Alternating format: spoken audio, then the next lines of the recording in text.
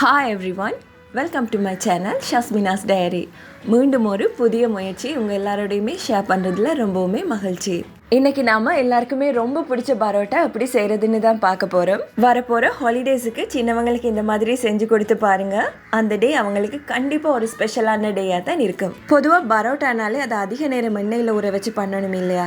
But இது அப்படி இல்லாமல் குறைவான எண்ணெயில் ரொம்ப சாஃப்டாக குயிக்காகவே இதை செஞ்சிடலாம். பிகினர்ஸ் கூட இதை ரொம்ப ஈஸியாகவே செஞ்சிடலாம். அந்த அளவுக்கு ஈஸியான ரெசிபி. இந்த ஈஸியான பரோட்டா எப்படி செய்யலாம்னு பார்க்கலாம் வாங்க. முதல்ல இந்த பரோட்டா செய்கிறதுக்கு தேவையான பொருட்கள் பார்த்துடலாம். இதுக்காக நான் 500 கிராம் அளவு கோதுமை மாவு எடுத்து வச்சுருக்கேன். கூடவே ஒரு 5 தொடக்கம் 6 டேபிள் ஸ்பூன் அளவு எண்ணெய் எடுத்து வச்சுக்கொள்ளுங்க. ஆயில் பார்த்தீங்கன்னா நம்ம மாவை பிசையும் போது கொஞ்சம் கூட குறைய தேவைப்படும். ஸோ இந்த அளவுக்கு எடுத்துக்கொள்ளுங்க. அடுத்ததாக 1.5 டீஸ்பூன் அளவுக்கு உப்பு எடுத்து வச்சுருக்கேன். கூடவே 1 டேபிள் ஸ்பூன் அளவுக்கு சுகர் எடுத்துக்கொள்ளுங்க. அடுத்ததாக இந்த மாவை பிசைகிறதுக்காக சாதாரண தண்ணி கொஞ்சமாக எடுத்துக்கொள்ளுங்க. ஸோ அவ்வளவுதான் இந்த பரோட்டா செய்கிறதுக்கு தேவையான பொருட்கள். அடுத்ததாக இந்த மாவை பிசைஞ்சு எடுத்துக்கொள்கிறதுக்காக ஒரு அகலமான பவுல் எடுத்துக்கொள்ளுங்க.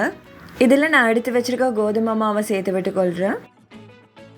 கூடவே 1 டேபிள் ஸ்பூன் அளவு சீனியையும் சேர்த்து விட்டுக்கொள்ளுங்க. அடுத்ததாக தேவையான அளவு உப்பு சேர்த்துக்கொள்ளுங்க. நான் 1.5 டீஸ்பூன் அளவுக்கு உப்பு சேர்த்துருக்கேன். இப்போ இது எல்லாத்தையுமே ஒரு தடவை நல்லாவே கலந்து விட்டதுக்கு அப்புறமா நான் எடுத்து வச்சிருக்க எண்ணெயிலிருந்து ஒரு 4 டேபிள் ஸ்பூன் அளவு எண்ணெய் சேர்த்து விட்டுக்கொள்கிறேன். சேர்த்து இது ஒரு தடவை நல்லாவே கலந்து விட்டுக்கொள்ளலாம்.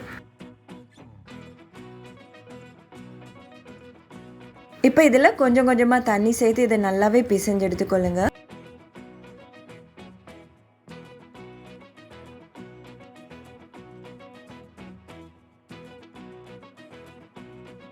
இந்த மாவோட பதம் பார்த்தீங்கன்னா உங்கள் கைகள் ஓட்டக்கூடிய இந்த மாதிரி ஒரு ஸ்டிக்கியான பதத்துக்கு இருக்கணும்.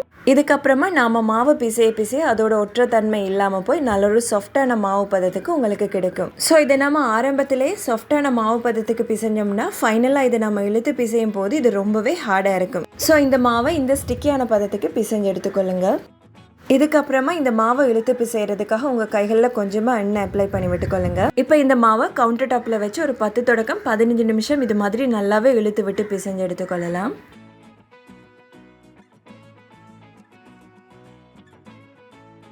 இந்த ஸ்டெப் பார்த்தீங்கன்னா இது ரொம்பவே முக்கியம். இதை எந்த அளவுக்கு நம்ம இழுத்து பிசைகிறோமோ அந்த அளவுக்கு நம்ம செய்ய போகிற பரோட்டாவுமே நல்ல சாஃப்டாகவே நமக்கு கிடைக்கும்.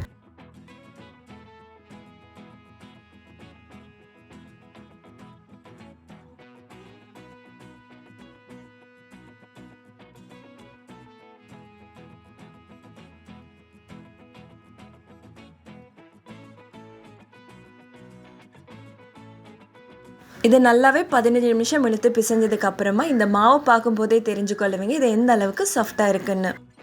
அடுத்ததாக நம்ம பிசைஞ்ச மாவு ட்ரை ஆகாமல் இருக்குது. இந்த பவுலில் கொஞ்சமாக எண்ணெய் சேர்த்து இந்த மாவுலையும் கொஞ்சமாக எண்ணெய் சேர்த்து விட்டுக்கொள்ளுங்க.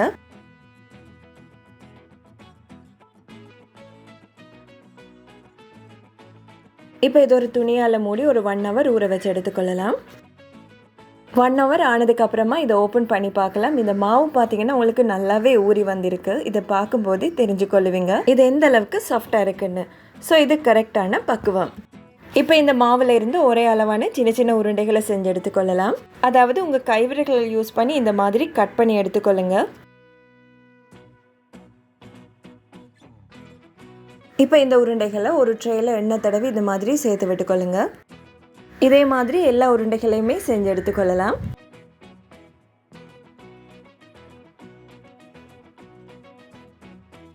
இந்த மாதிரி உருண்டைகள் செய்யும்போது பார்த்தீங்கன்னா நம்ம செய்ய போகிற பரோட்டா எல்லாமே நமக்கு ஒரே சைஸ்லேயே கிடைக்கும். அண்ட் பார்க்குறதுக்குமே இது ரொம்ப அழகாக இருக்கும்.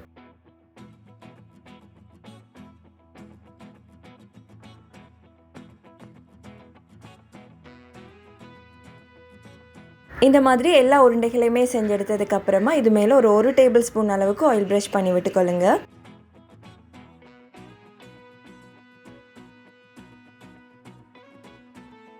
இப்போ இதை ஒரு துணியால் மூடி ஒரு 1/2 மணி நேரம் ஊற வச்சு எடுத்துக்கொள்ளலாம்.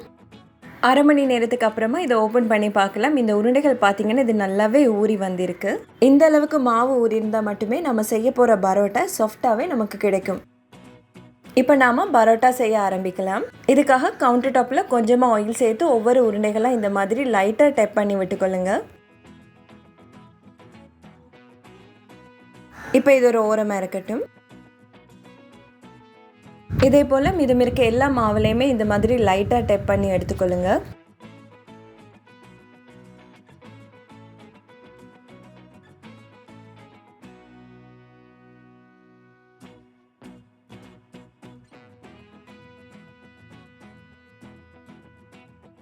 இந்த மாதிரி செஞ்சு எடுத்ததுக்கு அப்புறமா இது ஒரு 5 நிமிஷம் ரெஸ்ட் பண்ண விட்டு எடுத்துக்கொள்ளலாம். 5 நிமிஷம் ஆனதுக்கப்புறமா நாம் டப் பண்ணி வச்சுருக்க ஒரு மாவு எடுத்து இந்த மாதிரி நல்ல தின் லேயராக இந்த மாதிரி கையால் விரித்து விட்டுக்கொள்ளுங்க. அதாவது பார்த்திங்கன்னா நம்ம எந்த அளவுக்கு மாவை பிசைஞ்சு ஊற வச்சு எடுக்கிறோமோ அந்தளவுக்கு மாவு நாம் சொல்கிறபடி கேட்கும். ஸோ இதை கொஞ்சம் உங்கள் கையால் டப் பண்ணி விட்டாலே போதும். இது உங்களுக்கு நல்ல தின் லேயராகவே வரும். அண்ட் இதை உங்களுக்கு பார்க்கும்போதே விளங்கி கொள்ளுவீங்க இது எந்த அளவுக்கு தின்னாக வந்திருக்குன்னு. ஸோ இந்த மாதிரி கையால் பண்ணும்போது இது ரொம்ப ஈஸியாகவே உங்களுக்கு ஸ்ப்ரெட் ஆகி வரும். முடிஞ்ச அளவுக்கு இதை எந்த அளவு தின் லேயராக பண்ண முடியுமோ அந்தளவுக்கு தின் லேயராகவே இதை ஸ்ப்ரெட் பண்ணி எடுத்துக்கொள்ளுங்க. இதை நீங்கள் எந்த அளவுக்கு தின்னாக செஞ்சு எடுக்கிறீங்களோ அந்தளவுக்கு இதை வேக வைக்கிறதுமே ரொம்ப ஈஸியாக இருக்கும். இதுக்கப்புறமா இதோட 2 ஓரங்களையும் இந்த மாதிரி மடித்து விட்டுக்கொள்ளுங்க. மடித்ததுக்கு அப்புறமா அடுத்த 2 சைடையும் இந்த மாதிரி ஒரு செவ்வக ஷேப்பில் மடித்து விட்டுக்கொள்ளுங்க.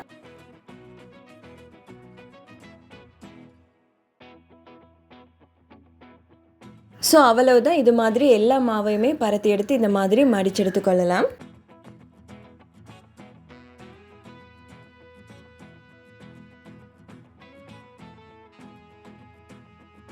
பரோட்டா பார்த்தீங்கன்னா ஒவ்வொருத்தர் ஒவ்வொரு ஸ்டைலில் செய்வாங்க இல்லையா? பட் இந்த மாதிரி செய்யும் போது ரொம்பவே ஈஸியாக இருக்கும். அண்ட் பிகினர்ஸ் கூட இது ரொம்ப ஈஸியாகவே செஞ்சிடலாம்.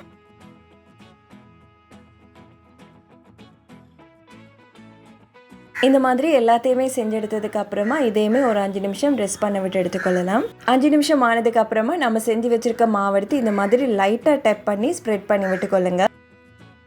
முக்கியமாக இது ரொம்ப அதிகமாக ஸ்ப்ரெட் பண்ணாமல் நான் செய்கிற இந்த அளவுக்கு ஸ்ப்ரெட் பண்ணி எடுத்துக்கொள்ளுங்க.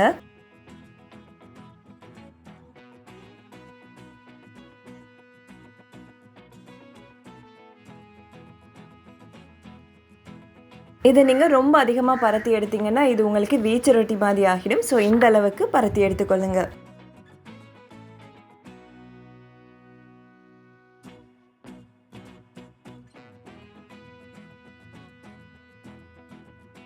இந்த மாதிரி எல்லாத்தையுமே செஞ்சு எடுத்ததுக்கு அப்புறமா இதை வேக வச்சு எடுத்துக்கொள்ளலாம். இதுக்காக ஒரு தவா எடுத்துக்கொள்ளுங்க. தவா சூடாகியதும் இதில் கொஞ்சமாக ஆயில் ப்ரஷ் பண்ணி விட்டதுக்கு அப்புறமா நாம் செஞ்சு வச்சுருக்க பரோட்டாவை இதில் சேர்த்து விட்டுக்கொள்கிறேன். முக்கியமாக இதை லோ ஃப்ளேமில் வச்சு பண்ணி எடுத்துக்கொள்ளுங்க. ஏன்னா இது சீக்கிரமாகவே உங்களுக்கு கலர் சேஞ்ச் ஆகிடும். அடுத்த முக்கியமான டிப்ஸ் பார்த்தீங்கன்னா இந்த பரோட்டாவை போட்டதுமே இது மாதிரி எல்லா இடமுமே அசைச்சு விட்டுட்டிருங்க. ஏன்னா அப்போ தான் இது ஈவனாகவே உங்களுக்கு வெந்து வரும். அண்ட் அதோட ஒரு அழகான ப்ரௌனிஷ் கலருமே நமக்கு கிடைக்கும். இப்போ இதை அடுத்த சைடுக்கு மாற்றி விட்டுக்கொள்ளுங்க.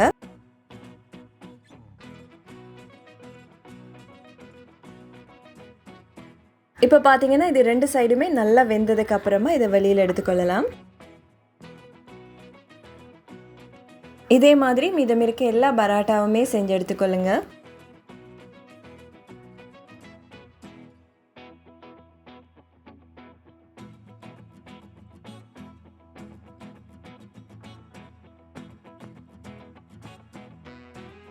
அடுத்த முக்கியமான டிப்ஸ் பார்த்தீங்கன்னா இந்த பரோட்டாவை நீங்கள் வெளியில் எடுத்ததுமே இந்த மாதிரி 4 பக்கம் இது மாதிரி உங்கள் கையால் அடித்து விட்டுக்கொள்ளுங்க. அப்போ தான் பரோட்டா நமக்கு சாஃப்டாக வரும். அண்ட் அதோட லேயருமே நமக்கு கிடைக்கும். அவ்வளவுதான், நம்மளுடைய டேஸ்டியான ரொம்ப சாஃப்டான பரோட்டா ரொம்ப குயிக்காகவே தயாராகிடுச்சு. இப்போ இதை நான் உங்களுக்கு பிச்சு காட்டுறேன் பாருங்கள். இது எந்த அளவுக்கு சாஃப்டாக இருக்குன்னு. அதே அளவுக்கு டேஸ்ட்டுமே ரொம்ப சூப்பராகவே இருந்துச்சு. ஸோ கண்டிப்பாக நீங்களும் இதே மெத்தடில் ட்ரை பண்ணி பாருங்கள். நீங்கள் வீட்டில் தான் பண்ணினீங்கன்னு கண்டிப்பாக யாருமே நம்ப மாட்டாங்க. அந்த அளவுக்கு பர்ஃபெக்டாக இருக்கும். இந்த முயற்சிக்கான பலன் உங்க அன்பான ஆதரவும் அழகான சொற்களும் தாங்க. முயற்சி செய்றவங்களுக்கு கை கொடுக்கணும்னா உங்க அன்பானவங்களுக்கு ஷேர் பண்ணுங்க, தோள் கொடுங்க. இதே போல மீண்டும் ஒரு புது முயற்சியில் முடிந்தால் சந்திப்போம். அதுவரை மகிழ்ச்சியாக வாழ்வோம், முடிந்தால் வாழ வைப்போம். Bye bye.